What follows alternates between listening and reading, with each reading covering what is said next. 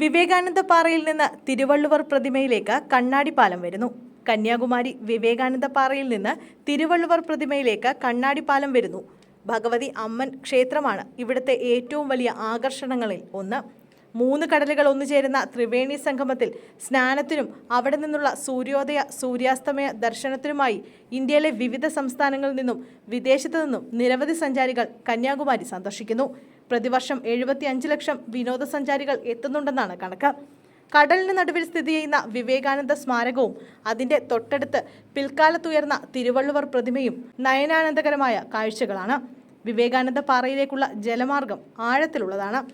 അതിനാൽ കന്യാകുമാരിയിൽ നിന്ന് ബോട്ട് മാർഗം എത്തിച്ചേരാൻ പറ്റും. എന്നാൽ തിരുവള്ളുവർ പ്രതിമയിലേക്കുള്ള പാത ആഴം കുറഞ്ഞതാണ്. കൂടാതെ അവിടെ ധാരാളം പാറകളുണ്ട്.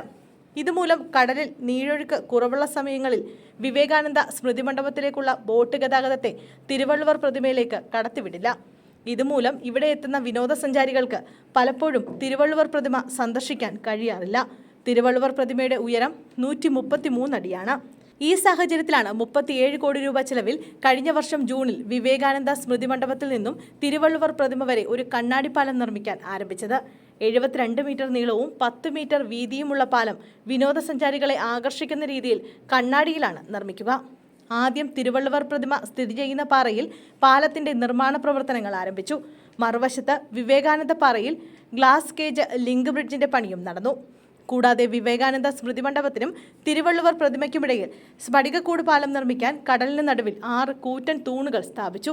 തിരുവള്ളുവർ പ്രതിമ സ്ഥിതി ചെയ്യുന്ന പാറയുമായി പാലത്തെ ബന്ധിപ്പിക്കുന്നതിന് 27 അടി ഭീമൻ തൂൺ സ്ഥാപിക്കുന്ന ജോലികൾ പൂർത്തിയായി. ബാക്കി ഭാഗങ്ങളുടെ നിർമ്മാണം പുതുച്ചേരിയിലെ ഫാക്ടറിയിൽ നടന്നുവരികയാണ്. ഇനി പെയിന്റിംഗ് മാത്രമാണ് ബാക്കി. ഇതുകൂടി പൂർത്തിയാക്കി ഉടൻ ഇവ കന്യാകുമാരിയിലെത്തിക്കും. ഈ കണ്ണാടിപ്പാലം പൂർത്തിയാകുന്നതോടെ കന്യാകുമാരിയിലെത്തുന്ന സന്ദർശകർക്ക് തിരുവള്ളുവർ പ്രതിമയും സന്ദർശിക്കാനാകും.